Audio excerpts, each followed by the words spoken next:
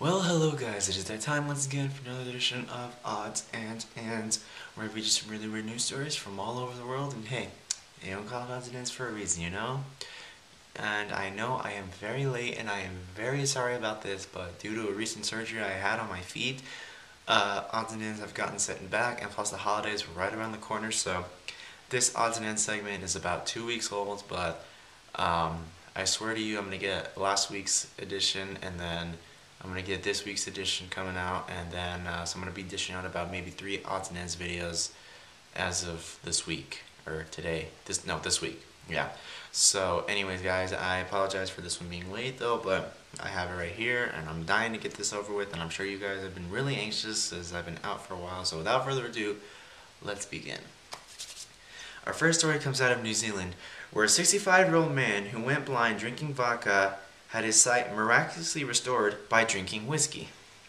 The New Zealand Herald reports Dennis Duthie, a catering tour at New Plymouth's Western Institute of Technology, had been celebrating his parents' 50th wedding anniversary in June by knocking back a few slugs of vodka from a bottle his students gave him as a present.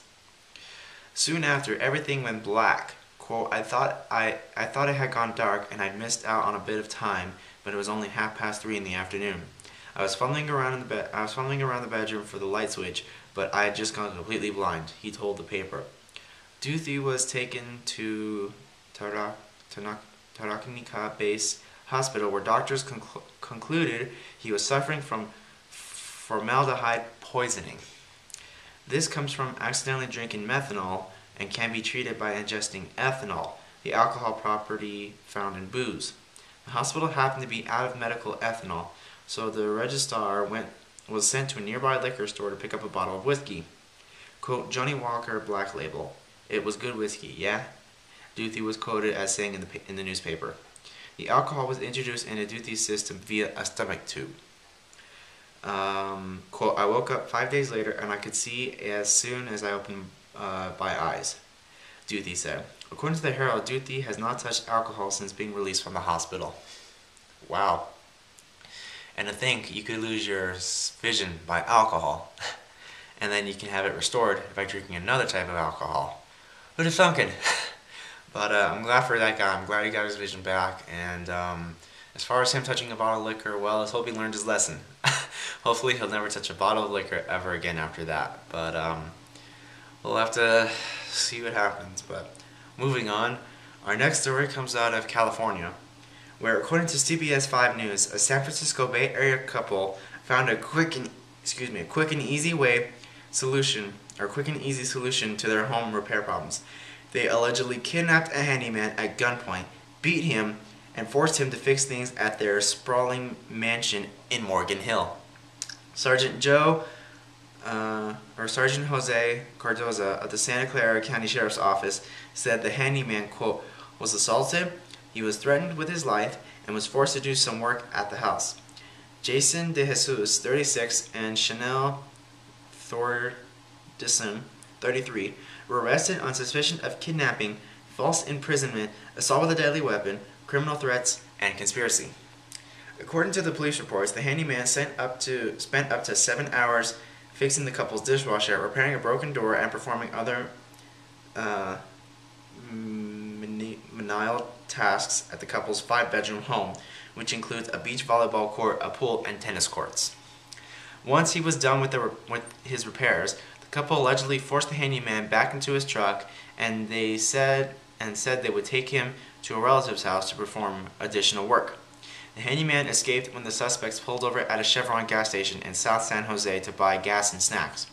He left the vehicle and ran to the front door of a nearby homeowner. A blonde-haired gentleman came to my door, knocking on the door frantically, asking if he could use my phone. The homeowner told KGO TV News. Quote, he said that he had been kidnapped and beaten, and I could visibly see that he had some injuries. Police arrived and arrested De Jesus and Tordison as they left the Chevron station. Okay, let's break this down. You own a 5-bedroom home which has a beach volleyball court, pool, and tennis courts, and yet you are so stinking rich, you could have afforded a handyman. You didn't have to kidnap him, but no, you don't want to pay a cent. You wanted to live the good life, huh? Well, you're gonna end up in jail, and all that good life is gone to waste. So, way to go, guys. Smart thinking. Yeah. Idiots. Moving on. Our next story comes out of Maine, where police in Old Orchard Beach say a 34-year-old man called them up to complain that a local prostitute still owed him 10 minutes worth of sex. New Hampshire resident Scott Pfeiffer allegedly phoned Old Orchard Beach police on March 25th to complain a woman he hired for sexual services shortened him by 10 minutes. A police investigation led to the arrest of 2 women believed to be prostitutes contacted by Pfeiffer through a website. Pfeiffer himself was arrested earlier this month on charges of engaging a prostitute and is scheduled to be arraigned in Maine District Court in Biddeford sometime in December. Okay, dude, you don't go to a prostitute, pay her for sex, and then if she cuts you off by 10 minutes, phone police because prostitution is illegal, number 1. Number 2, you're going to be involved as well because you were the one who engaged in a prostitute, and look what happened. You engaged a prostitute, and you're in jail because you called police because this woman shortened you by 10 minutes worth of sex. Whoop-de-doo! Doesn't mean you have to freaking call police to say, oh yeah, this woman cut me off by 10 minutes, la la la. Idiot. You are an idiot. And why would you engage a prostitute in the first place, number 1? Is it because you can't really get a girlfriend or you can't mingle with a woman to actually get in your pants, dude? Come on, dude. It doesn't work like that. But that's a whole different story I want to get too involved. But anyway, moving on to our last story, which comes out of Nebraska, where a teenager made it easy for police to figure out who robbed a bank in Waco, Nebraska, after she posted a YouTube video entitled Chick Bank Robber, which she brags about the crime. Hannah Sabita, 19, holds up fistful of money in the video and tells viewers she stole a Pontiac Grand Am and got away with more than $6,000 from a bank robbery, quote, using a gun, a pillowcase, and a note. She goes on to say she plans to pay off student loans with the money and, quote, go on a shopping spree. According to the New York Times, Sabita was arrested on November 28th, charged with stealing a car in York and robbing the Cornerstone Bank in nearby Waco. The York County Sheriff's Office recovered the stolen Grand Am in Buckley Park near Sabina's home. Deputies found a bracelet inside the vehicle adorned with the words, quote, I love Hannah. York County Sheriff Dale Ratcliffe told the News Times a copy of Sabita's YouTube posting has also been turned over as evidence in the case. York County Judge Curtis Evans set a preliminary hearing for December 26th. Okay. You have got to be one stupid girl to brag a YouTube video saying that you stole money and a Grand Am and saying, oh yeah, look at me, I'm a badass, I stole money, I'm untouchable, cops can't touch me, la la la.